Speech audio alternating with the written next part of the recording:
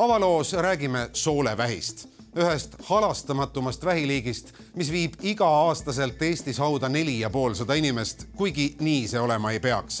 Sest haiguse õigeaegse avastamise puhul on tõenäosus elukas seljatada ja terveneda väga-väga kõrge. Oma kivi vähiennetusteadlikkuse tõstmise müüri asetab teletrummi tagudes ka tänane täistund, kuigi tuleb öelda, et pidime end loo tegemiseks nii füüsiliselt kui psühholoogiliselt kokku võtma, sest rasket haigust nägime vägagi lähedalt.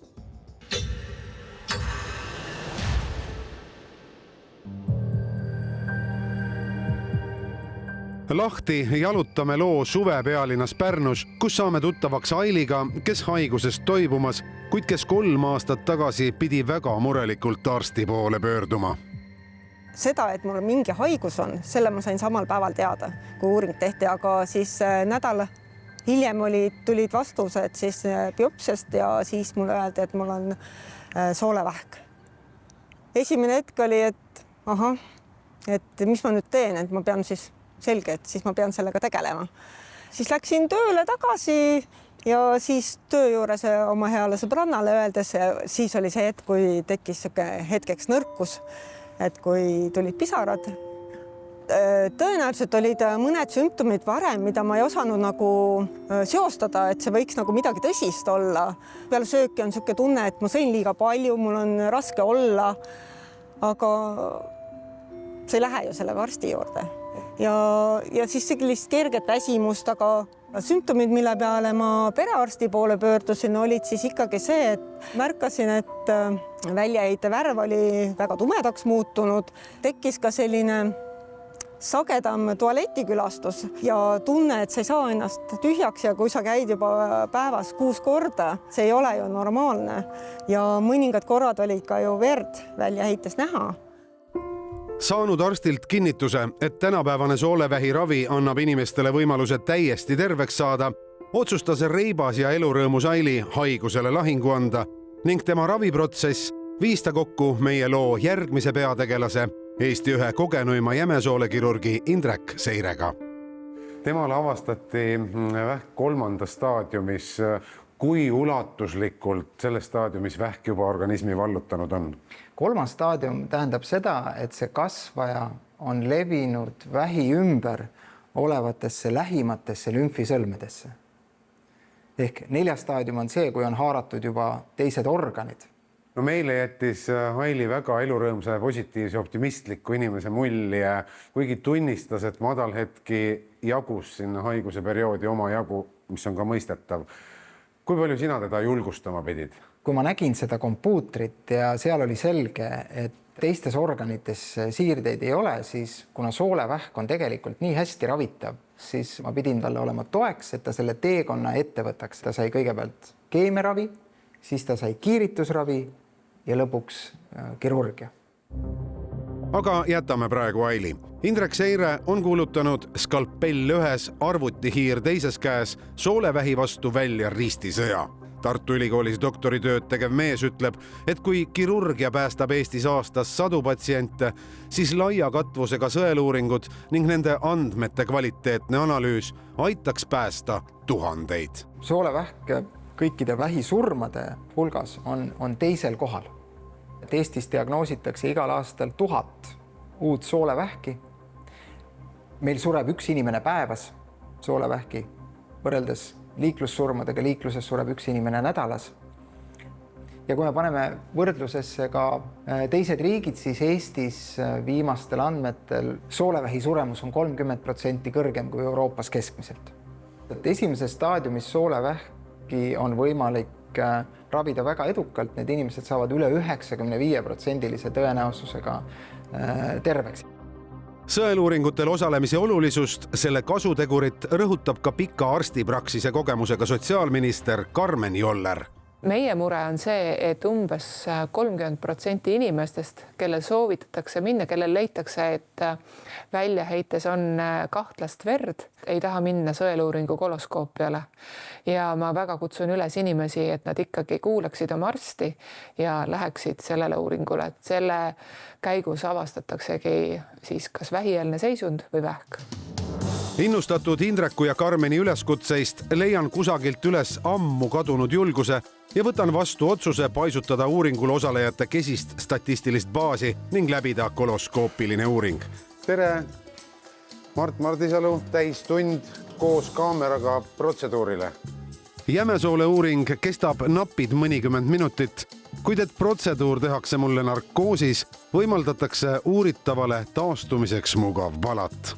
Siis anti mulle hotellituba, nagu te näete.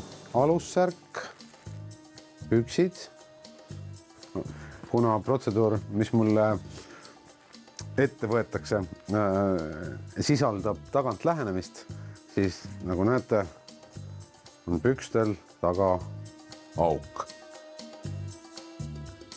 Nii, ma siis küsin, kas olete söömata ja joomata täna? Söömata ja joomata, jah. Nii nagu kesti. 5 päeva jooksul tuleb pidada ranget dieeti, ööpäev enne süüa ei tohi. Selleks, et torud päris läbi saaksid pestud, tuleb appi võtta kanged kõhulahtistid.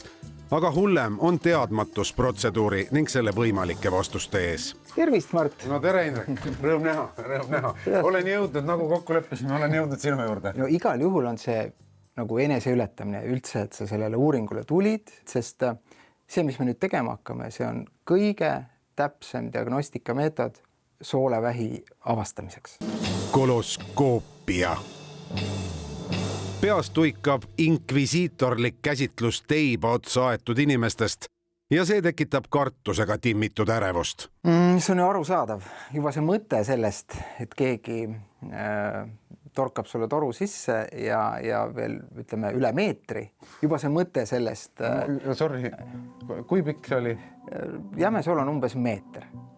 Et seetõttu koloskoopia, kus me uurime tervet jämesoolt... meetrine. Jaa, seda küll. Ja ehkki Indrek selgitab, et tänapäevaste tehnoloogiate kasutamine võimaldab protseduuri valutut läbiviimist sedatsiooni ja täisnarkoosini välja, ei kao ärevus kuskile. Sõit kunstliku unne algab. Fentanüüli panete mulle või? Kas ma jään kohe magama või? Kuidas ma siia jõudsin? 130. 105. Anestesioloog teeb oma töö eeskujulikult, saan haamri ning sukeldun põhjatusse unne. Edasisest ei tea ma midagi. Soolevähk on hull haigus, millesse sureb Eestis iga-aastaselt liiga palju inimesi. Aga see pool on kõik siin kasve, see kõik on siin kasve. Olukorda parandaks suurem osavõtt ennetavatest uuringutest, nagu otsustasin teha mina. Ärkan kunstlikust unest teadmata, mis minuga tehti või mida nähti. Mida kõike me kunstnime valmistame. Vaevaliselt mõistan, et mind viiakse taastuspalatisse toibuma.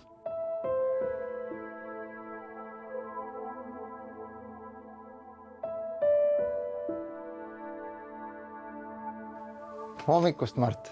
Kuidas sul läks? Kas sa mäletad midagi? Ei mäleta absoluutselt midagi. Täitsa null.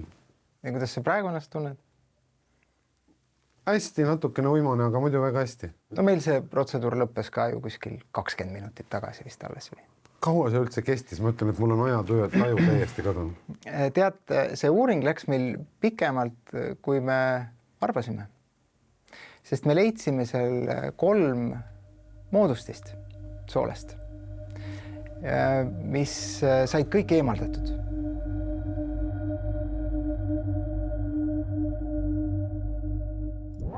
Tundub, et ta on hea töö teinud. Sool on täiesti puhas. Nii, no nüüd me oleme jõudnud siia Jämesoole kõige lõppu või kui teistpidi võtta, siis kõige algusesse. Täpselt nii kaugele, nagu me Mardile lubasime, ehk siis umbes meetri kaugusele. Ja tegelikult nüüd täpsem vaatlus hakkabki. Me saame sisse lülitada tehisaru ka. Ja nüüd me hakkame pikkamisi tulema tagasi ja kontrollima kogu soolt iga viimase kui ruutsentimeetri ulatudes. Hästi, need siin all on täpselt. Hästi, ma võtan selle enda kätte. Nii, ja me leidsimegi ühe väikese healoomulise moodustise, mida selle uuringu käigus saab kohe eemaldada. Sellised väikesed moodustused ongi see põhjus, miks me neid uuringuid teeme. Palun väga. Siin on natuke suurem. On ilmselge, et seda ei tohi niimoodi soolde jätta. Okei. Süst ja elekter. Silma järgi see on hea loomuline. Üks moment. Natuke väljapoole, just natuke väljapoole, oota korra.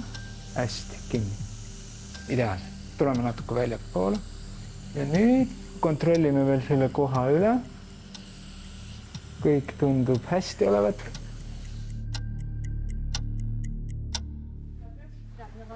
Ja nii kaua, kui Mart ärkab, peab ütlema, et veidi isegi ootamatult see uuring tasus tal kuhjaga ära. Me leidsime vähemalt 3 healoomulist moodustist, mis said kõik eemaldatud.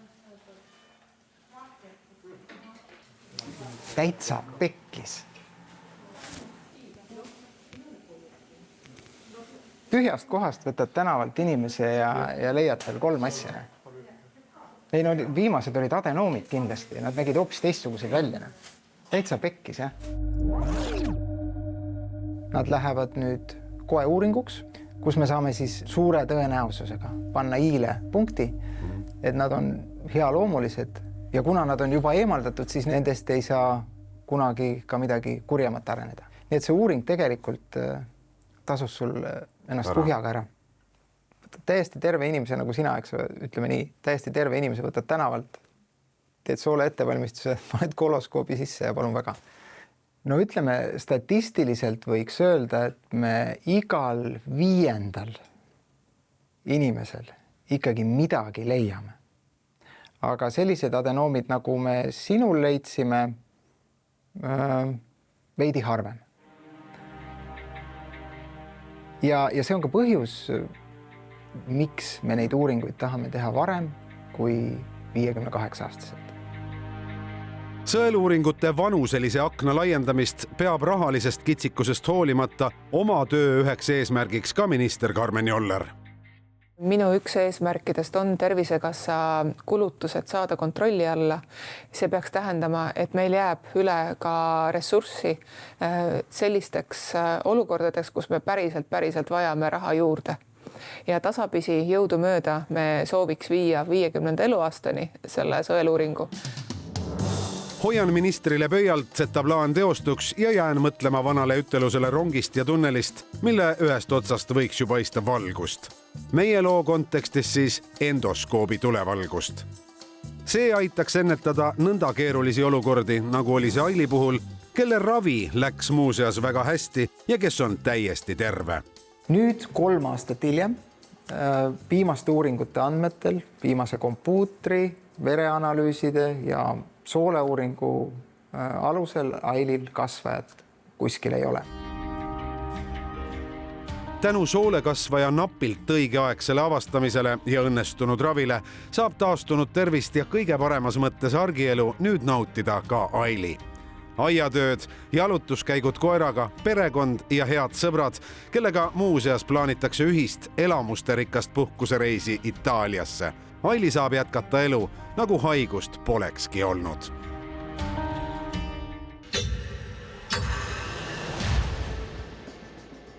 Vahetult enne loo eetrisse minekut kuulsin tuttavalt kurba lugu, mis kõneles ühest vaid 22-aastasest Eesti poisist, kellele avastati soolevähk.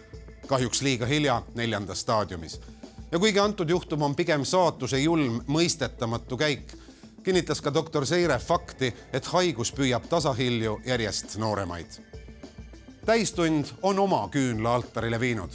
Oleksin isiklikult uhke iga kaasmaalase üle, kes tänasest saatest innustust saades sõeluuringutest osa võtab.